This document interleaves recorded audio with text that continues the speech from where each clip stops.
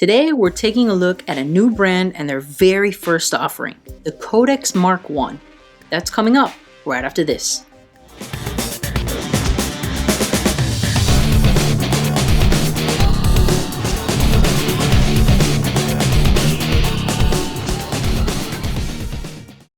The Siren Watch Company is a startup watch company based out of Florida and founded by Carter Jameson.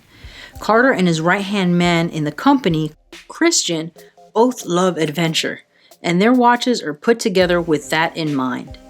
With their love of thrill-seeking and the ocean, Siren, the chosen name, takes us back to the mythical sirens known to lure sailors towards rocky coastlines, with the sound of beautiful music, most often using a harp. With this, the Siren Watch Co. and their logo represent the thrill, danger, and adrenaline that often seduces us into seeking out a great adventure to share stories of for years to come. First, I'm going to go over the specifications, design cues, and my impressions over the last month. And then I'm going to save the best part for last, the price. The Codex MK1 has 20mm lugs, a thickness of 12mm, and a 39mm case diameter without the crown, and 43mm case diameter with the crown. The screw-down crown gives the Codex a water resistance rating of 100 meters and a 120-click unidirectional bezel. And while this prototype's bezel does have some play, as you see here, I've been in contact with Carter, and Siren has addressed the bezel temperament in the final version available for purchase. Protecting the dial is a domed acrylic crystal, and inside the case is the Miota 9015 movement, which is hackable and can be hand-wound. The dial has all printed components, including a gold-colored minute track along the outer dial, luminous hour markers, and sword hands, with lume also applied to the spear end of the running seconds hand, and is more than enough to let you read the dial when adventure takes you places that light doesn't follow. Under the 12 o'clock position, you find the company logo and name directly underneath. Above the 6 o'clock position is two simple lines of text identifying the piece's model name and mechanical nature. This prototype features a case with brushed and polished surfaces, but the final version you'll see on the site will have a completely brushed case, which I personally think is more suited to an adventure-bound sidekick. In terms of inspiration, this piece harkens back to vintage divers, and it has a look that can be summed up as classic Big Crown Rolex meets Mill Sub, with its long crown that just passes below the bottom of the case side. The back is simple and clean, with no additional branding, and very much resembles the divers that inspired it. With this piece, you get the vintage diver look without the fragility or hefty price tag, and an incredibly reliable movement. The Codex comes standard with a coyote brown strap and brown leather band you see here.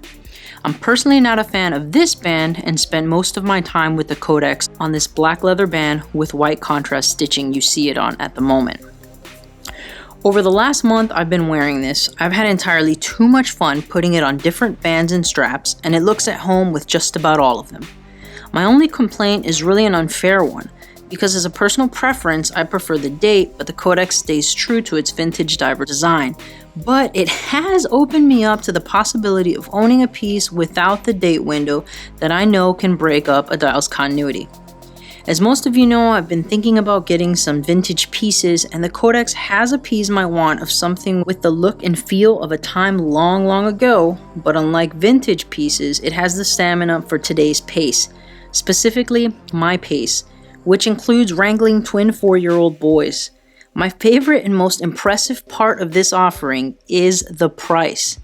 So let me break it down. You get a vintage style and feel with good lume and the solid Miota 9015 for under $300 US. Oh, you heard me right.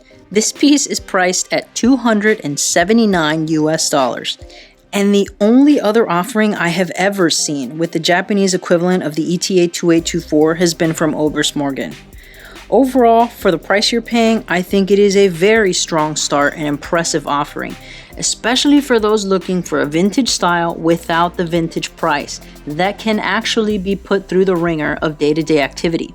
To learn more, check out the website, and there is a Mark II offering with 200 meter water resistance versus the 100 meter water resistance offered here by the Codex Mark I.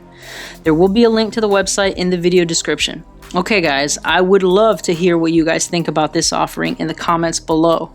If you enjoyed this video or found it useful, go on then, give it a thumbs up. And as always, if this is your first time here, don't forget to subscribe for more videos like this.